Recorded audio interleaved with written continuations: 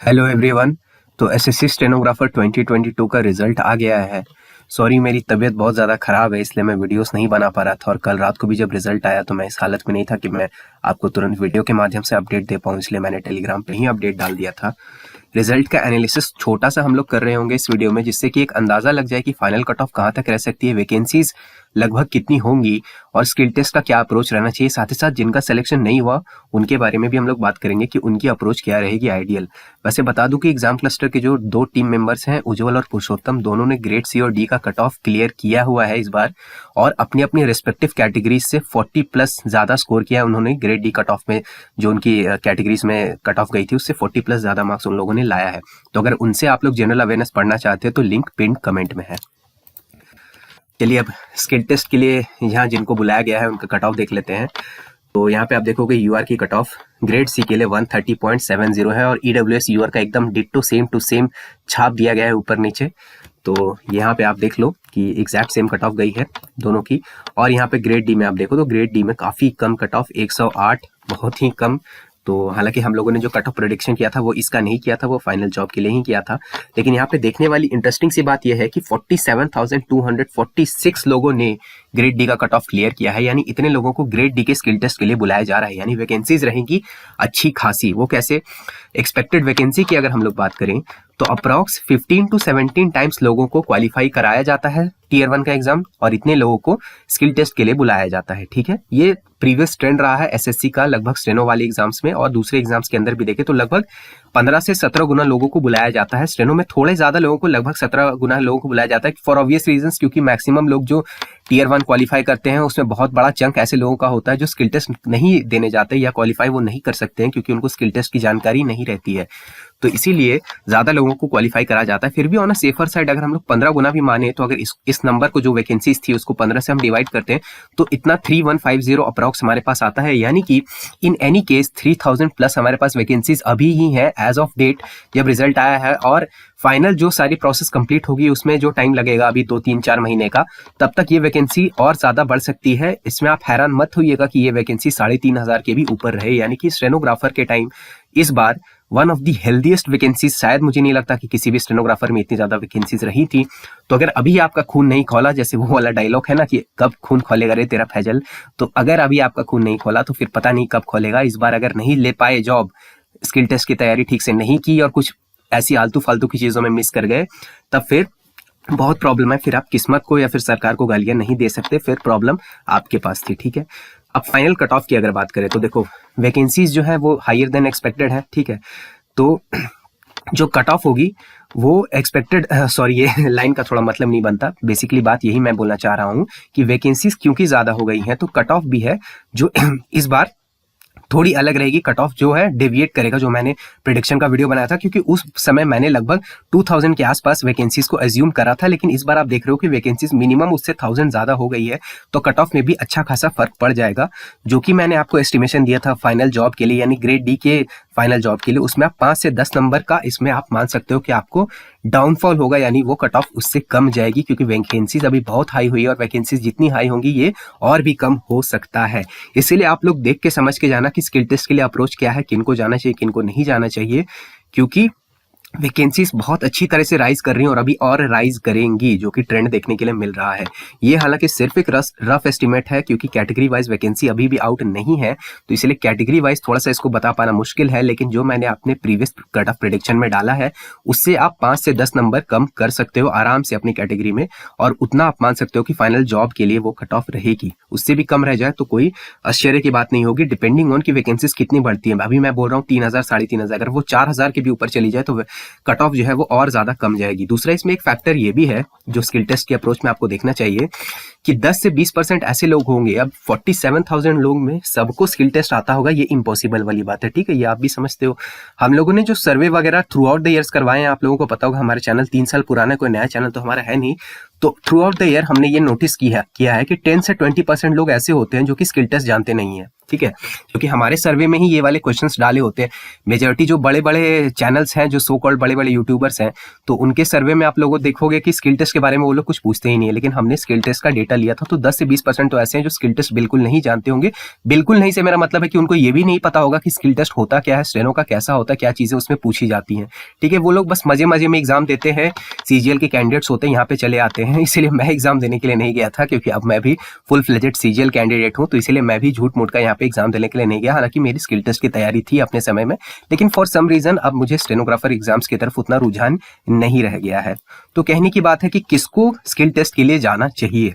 देखो, एवरीवन, हर कोई जो सिलेक्टेड है उनको स्किल टेस्ट के लिए जरूर जाना चाहिए। ये मेरा पर्सनल आपको सजेशन, ओपिनियन सब कुछ रहेगा कि आपको सबको जाना चाहिए।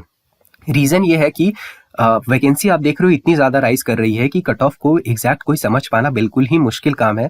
तो इसीलिए आप बहुत ज्यादा रिग्रेट करोगे, क्योंकि जो फाइनल कट ऑफ हो सकती है बहुत ज्यादा ही कम डेविएट करे। जो अभी आपकी जितनी कट ऑफ गई है आपके टीयर 1 के लिए सिलेक्शन के लिए, हो सकता है फाइनल कट ऑफ उससे बहुत ज्यादा भी राइज ना करे। हो सकता है उससे 2, 4, 5 नंबर पे ही आपको जॉब मिल जाए, डिपेंडिंग ऑन की वैकेंसी क्या रहती है और कितना कॉम्पिटिशन रहता है। क्योंकि सबसे बड़ी बात यह है ना कि स्किल टेस्ट की तैयारी के लिए बहुत कम समय दिया गया था। तो जो लोग पुराने कैंडिडेट हैं जिनको स्किल टेस्ट की अच्छी तैयारी है, लेकिन अगर वो मार्जिन पे भी कट ऑफ क्लियर कर रहे हैं कि जस्ट उनका क्लियर हो रहा है, फिर भी उनको 100% जाना चाहिए स्किल टेस्ट में। एकदम कोई आयोटा ऑफ डाउट नहीं रखो अपने अंदर कि आपको स्किल टेस्ट नहीं जाना है। स्किल टेस्ट तो आपको जाना ही जाना है, इसमें कोई आपको दो राय नहीं है। जो भी लोग क्वालिफाई कर रहे हैं, मेरा पर्सनल आपको एडवाइस रहेगा 1 महीना और अच्छे से अपनी तैयारी करो। 1 महीने से ज्यादा समय बच नहीं रहा है, आपको नुकसान बिल्कुल नहीं होगा इस चीज का, आप यकीन मानो। क्योंकि अगला जो स्टेनो का एग्जाम है वो भी अभी बहुत दूर है, तो आराम से अभी अपना फुल फ्लेजेड फोकस करो स्किल टेस्ट के ऊपर। स्किल टेस्ट को और अच्छे इंप्रूव करके इस बार स्किल टेस्ट में जाओ। ठीक है, मैक्सिमम आपकी प्रैक्टिस रहनी चाहिए। इस समय पे आपका फोकस रहेगा सिर्फ और सिर्फ आपके जो स्पीड है उसको इंक्रीज करने के ऊपर। जिनका 80 नहीं पहुंच रहा, 80 पहुंचाओगे। जो 80 पहुंच गया है वो वहां पे शांति से बैठ नहीं जाएंगे, वो हमेशा अपना टारगेट अपर लिमिट वाला लो, 100 तक जाने का टारगेट रखो। और जो 100 पर पहुंचे हुए हैं वो केवल 100 पे नहीं रहेंगे, 100 के ऊपर वाली चीजों की भी प्रैक्टिस करते रहेंगे। क्योंकि एग्जाम में क्या होता है, थोड़ा सा आपका कॉन्फिडेंस डगमगाएगा।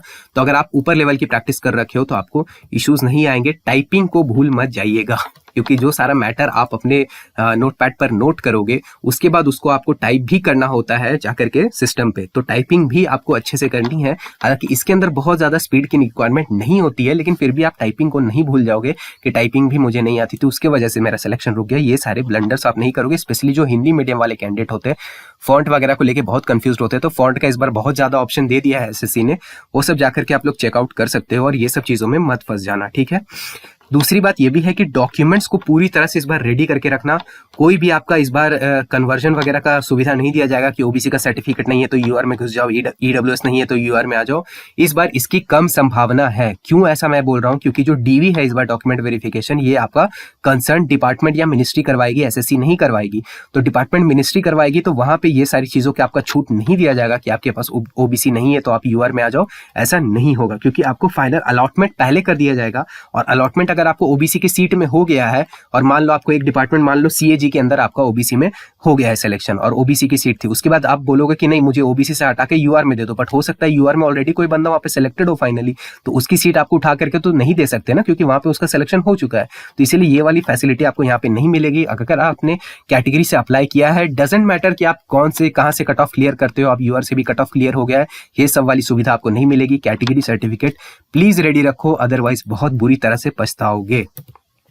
फाइनली मैं बात करता हूं कि जो लोग अनसेलेक्टेड रह गए, जिनका नहीं हो सका, क्योंकि हर कोई सेलेक्टेड नहीं होगा। हालांकि इस बार रिजल्ट इतना अच्छा रहा है कि हर 3 में से 1 बंदा सेलेक्टेड है, लेकिन फिर भी उन 3 में से 2 बंदे ऐसे होंगे जो सेलेक्टेड नहीं होंगे। तो आप लोगों को बुरा नहीं फील करना। सबसे पहले तो 1 दिन का छुट्टी लो, 1 डे ऑफ लो, बाहर जाओ, कहीं घूमो फिरो, क्योंकि अभी आप जो जजमेंट लोगे ना, वो जजमेंट अच्छा नहीं होगा। अभी आप रैशनल डिसीजंस नहीं ले पाओगे, अभी आप इमोशनल होकर के डिसीजंस ले लोगे, ये आपके लिए बहुत ज्यादा प्रॉब्लमैटिक रहेगा। तो इसीलिए आप प्रॉब्लमैटिक डिसीजंस अभी नहीं लोगे। 1 दिन की छुट्टी लो, आराम से रिलैक्स करो, कहीं घूमने जाओ, कोई मूवीज वगैरह देखो, वेब सीरीज देखो, कुछ भी देखो, लेकिन अपना माइंड थोड़ा सा डाइवर्ट करो, माइंड को रिलैक्स करो। बैठ के दुख में नहीं डूबे रहना है कि मेरा सिलेक्शन नहीं हुआ, क्योंकि मौके अभी हैं। तो ऐसा बात नहीं है कि this is the end of your career, यहाँ पे सब कुछ खत्म हो जाता है, आगे बहुत भी टाइम है।